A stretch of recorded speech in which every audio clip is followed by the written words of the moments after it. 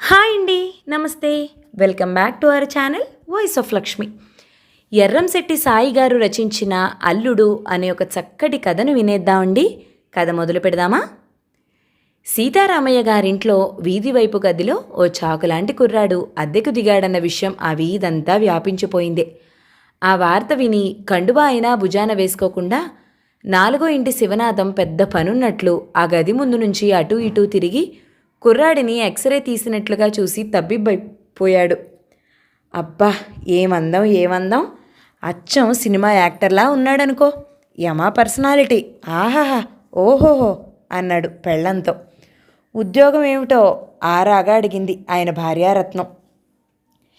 ఏదో మంచి ఉద్యోగమే అయ్యుంటుంది. గదిలో చాలా ఖరీదైన సామాన్లు కనిపించాయి. పెద్ద రేడియో, గదంతా హ్యాంగర్లకి వేలాడుతున్న ఖరీదైన బట్టలు, ఓ టేబులు, కుర్చీ. చాలా హడావిడిగానే ఉన్నాళ్లే. మరి అలాంటప్పుడు కులం ఏమిటో కనుక్కుని ఒకవేళ పెళ్ళవ్వకపోతే మన అమ్మాయికి చూడరాదటండి. అవన్నీ కూడా కనుక్కున్నానులేవోయ్.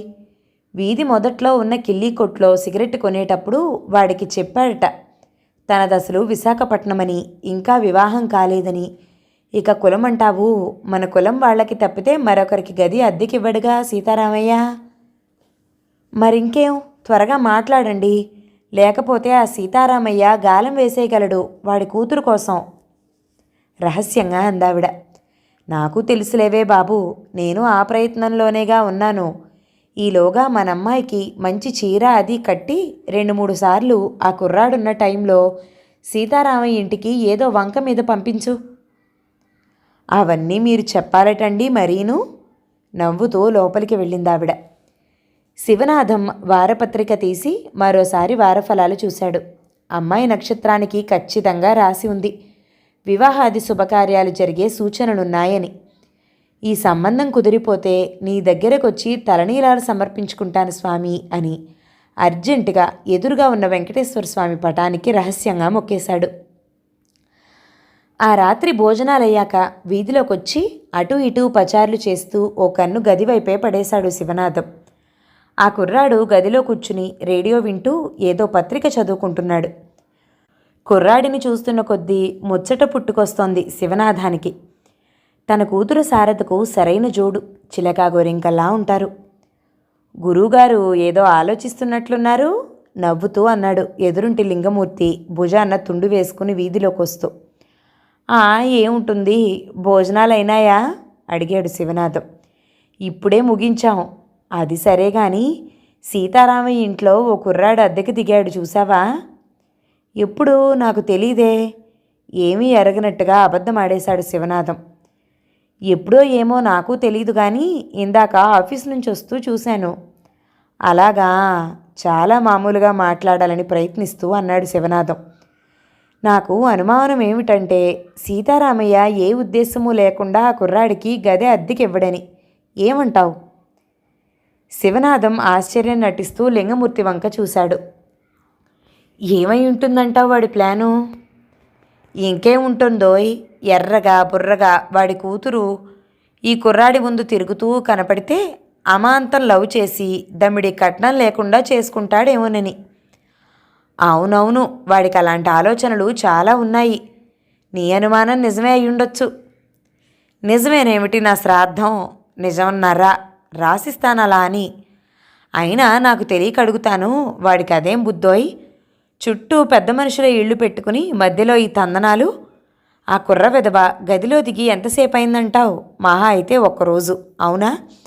మరి ఆ సీతారామయ్య గాడి పెద్ద కూతురు వాడితో మహా చనువున్నట్టు, వాడి ఇంట్లో మనిషి అయినట్టు వసారాలో నిలబడి వాడు చూస్తూ ఉండగా నువ్వు నేను ఏకమైనాము అని సినిమా పాట పాడుతోంది. హవ్వా, నోరు నొక్కుకున్నాడు శివనాథం. లింగమూర్తి మరి కాసేపు సీతారామయ్య చేష్టల్ని తిట్టిపోసి అమాయకుడైన ఆ కుర్రాడి మీద జాలిపడి నిద్రొస్తుందని ఇంట్లోకి వెళ్ళిపోయాడు.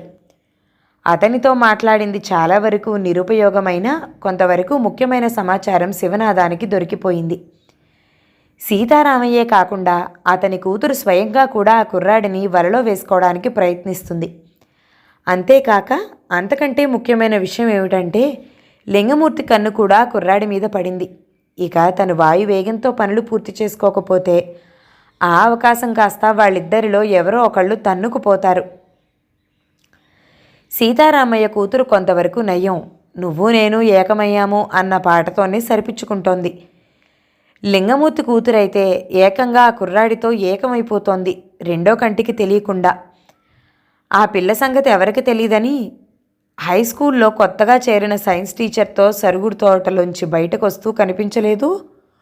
ఊరందరికీ తెలుసు ఆ హరికథ. సిగ్గులేని వెధవ. అక్కడికి వీడో పెద్ద ప్రతివ్రత అయినట్టు సీతారామయ్యను తిడుతున్నాడు. ఇద్దరికీ ఇద్దరే కకృతి సన్యాసులు.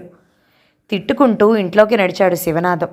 ఆ రాత్రంతా నిద్రపోకుండా టీ డికాషన్ తాగి మరీ ఆలోచించాడు శివనాథం. ఆ కుర్రాడితో మాట్లాడటం ఎలా? వాళ్ళిద్దరూ నీ చుట్టూ వలపన్నేస్తున్నారా నాయనా అని తెలియచేయటం ఎలా? పరువు ప్రతిష్టలు గల కుటుంబం, ఈ వీధిలో మాదొక్కటేరా బాబు అని రుజువు చేయటం ఎలా? ఇవే ఆలోచనలు. మరో మూల అతని భార్యారత్నం కూడా నిద్ర లేకుండా ఇలాంటి ఆలోచనలతోనే సతమతమైపోతుంది. ఆ కుర్రాన్ని ఇంటికి ఏదో నెపం మీద పిలవాలి. పిలిచి సీతారామయ్య మీద, అతని కూతురి మీద ఉన్నవి లేనివి చెప్పాలి. ఆనక అతని భార్య గయ్యాళితనం గురించి నచ్చ చెప్పాలి. భళ్ళున తెల్లారిపోయింది. శివనాథం బుర్రలో కూడా ఆలోచన మెరుపులా తళుక్కున మెరిసింది.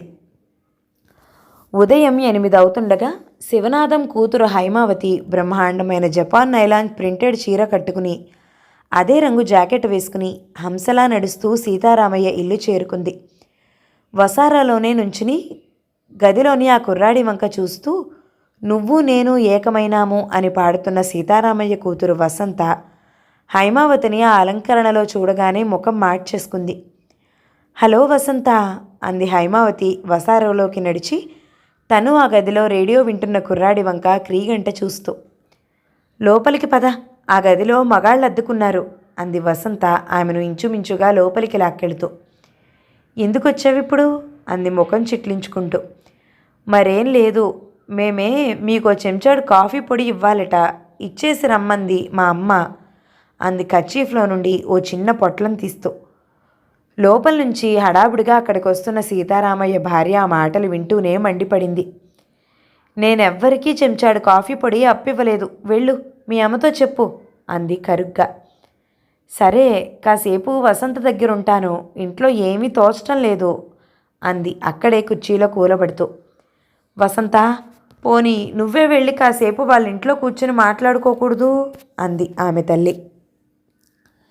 నేనిప్పుడు వెళ్ళనే అమ్మా, నాకు చాలా పనుంది, నువ్వు వెళ్ళవే హైమా, నాకు తీరిక దొరికినప్పుడు నేనే వస్తాలే, నువ్వు రాకిక్కడకు అంది ఆప్యాయత నటిస్తూ.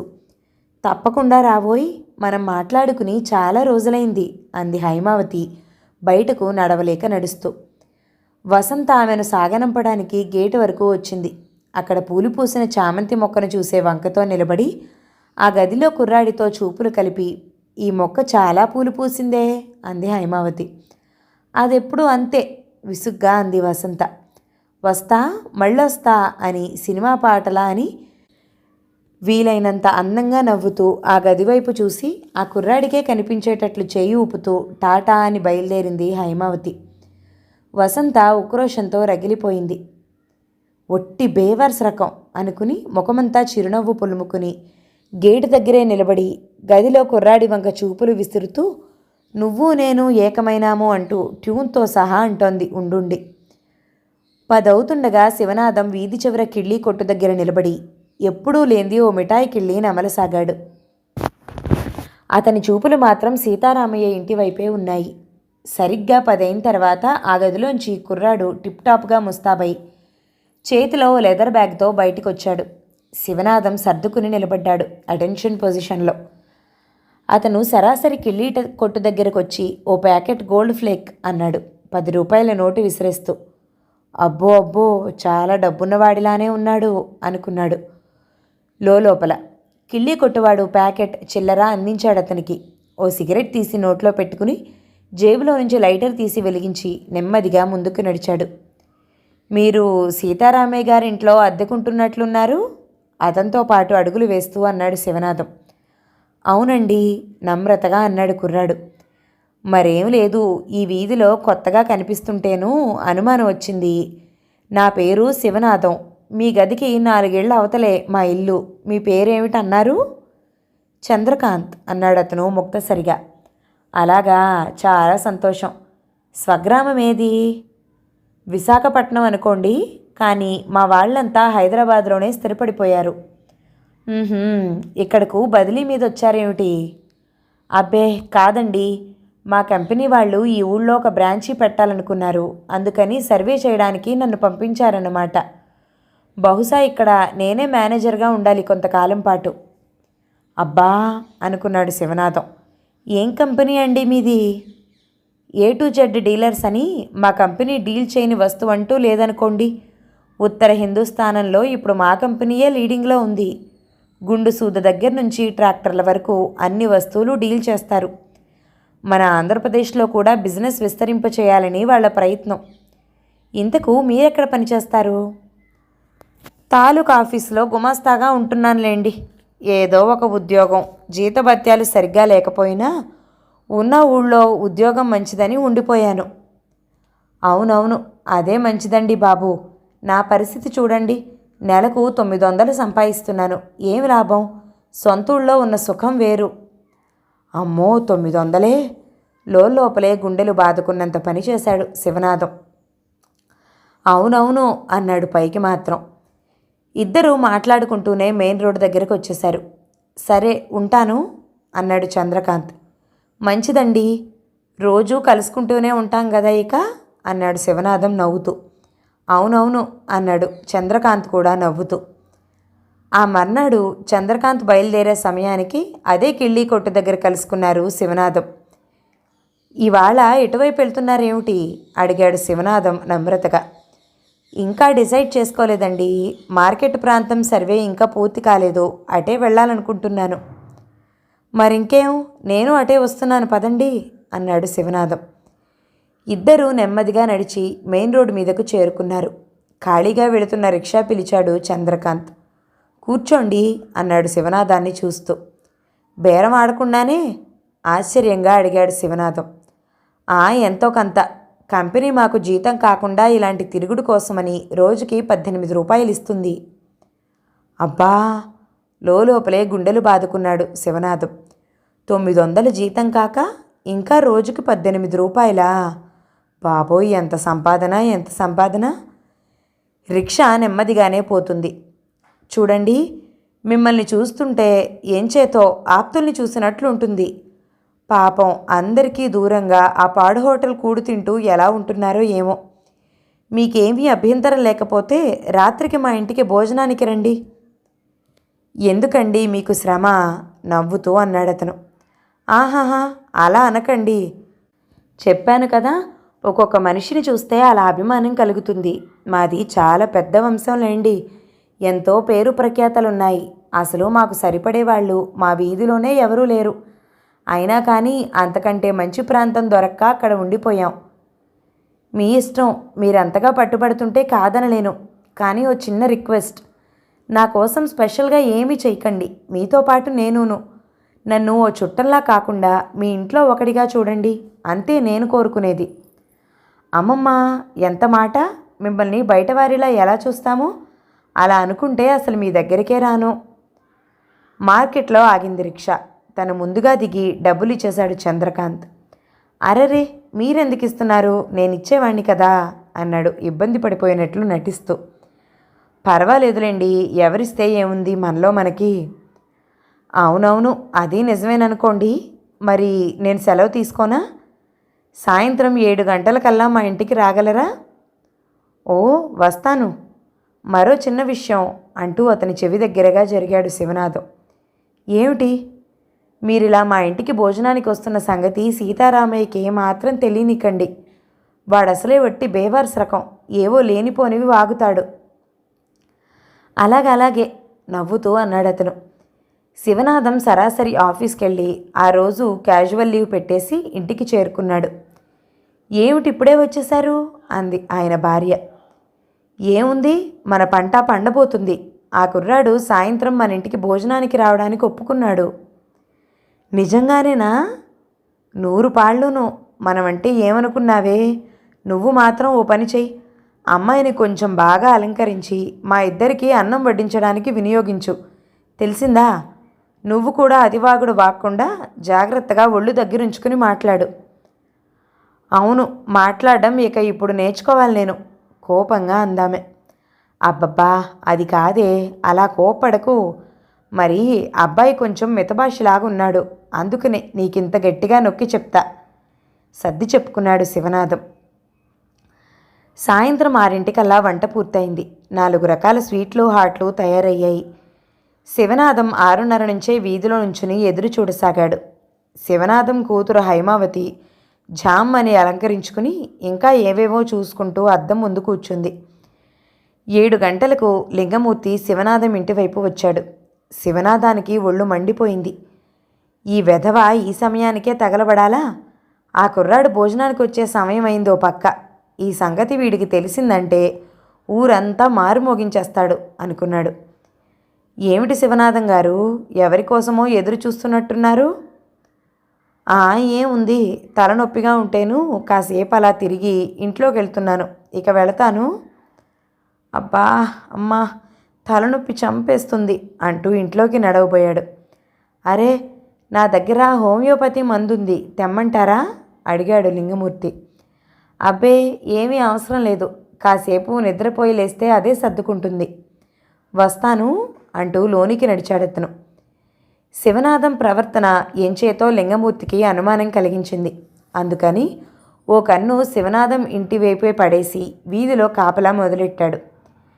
సరిగ్గా 7:30కి చంద్రకాంత్ నెమ్మదిగా శివనాథం ఇంట్లోకి నడవడం, శివనాథం స్వయంగా బయటకొచ్చి అతన్ని లోనికి ఆహ్వానించడం గమనించాడు లింగమూర్తి. అమ్మరాస్కెల్, తలనొప్పి అని వంకబెట్టి తనను వదిలించుకుంది ఇందుకా అనుకుని మండిపడ్డాడు. నా దగ్గర నా మాటలు చెప్పి ఆ కుర్రాడిని తన కూతురికి కట్టేయాలని ప్లాన్ వేస్తున్నాడు కాబోలు. నా కంఠంలో ప్రాణం ఉండగా ఆ పెళ్లి జరగనీను అనుకుని భార్యతో రహస్య సమావేశం వెంటనే జరిపాడు. శివనాథం ఇంట్లో చంద్రకాంత్కి హేమలత ప్రతి నిమిషానికోసారి స్నో పౌడర్ అద్దుకుంటూ భోజనం వడ్డిస్తోంది. శివనాథం భార్య మెల్లగా చంద్రకాంత్ని సంభాషణలోకి దించి వాళ్ళకి తమకి 10 తరాల ముందు చుట్టరికం ఉన్నట్లు రుజువులు చూపించింది. అయితే నువ్వింకా కుర్రాడివి, అంచేత ఆ విషయాలు నీకు అంతగా తెలీదు అంది. చంద్రకాంత్ ఒప్పుకున్నాడు. హేమలత కుర్రాడిని ఇంకేం కావాలండి అని అడగడం చూసి, అండి ఏమిటే పిచ్చిదాన, బావా అనలేవు, ఆ మాత్రం వరుస తెలీదా అంటూ కోప్పడిందామె. దాంతో హేమలత సిగ్గుతో మెలికలు తిరిగిపోతూ ఉండుండి అవసరమున్నా లేకపోయినా బావా అనడం మొదలుపెట్టింది.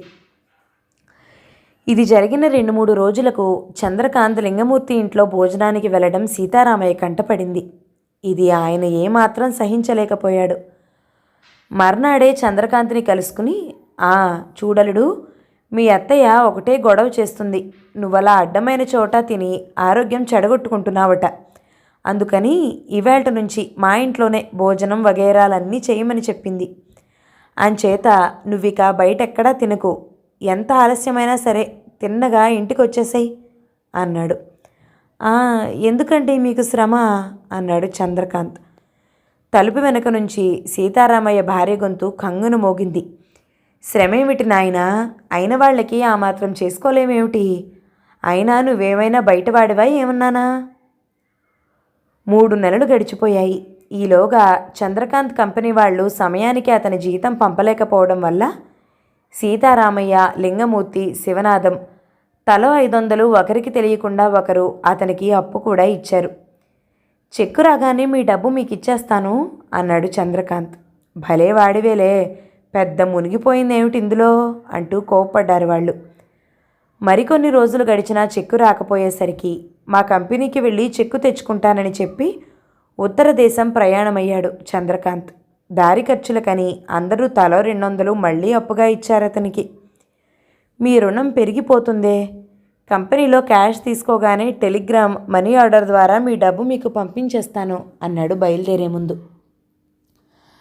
దాందే ఉందలేదు, నువ్వు తిరిగి ఇవ్వాలేమిటి, రేపు మా అమ్మాయిని చేసుకున్నా ఇలాగే ఇచ్చిపుచ్చుకోవడాలు ఉండవా ఏమిటి అన్నారు చెలొక్తిగా వాళ్ళు. అతను వెళ్ళిన 1 నెల రోజుల తర్వాత 3కి 3 ఉత్తరాలు వచ్చాయి. 3ంటిలోనూ విషయం ఒకటే.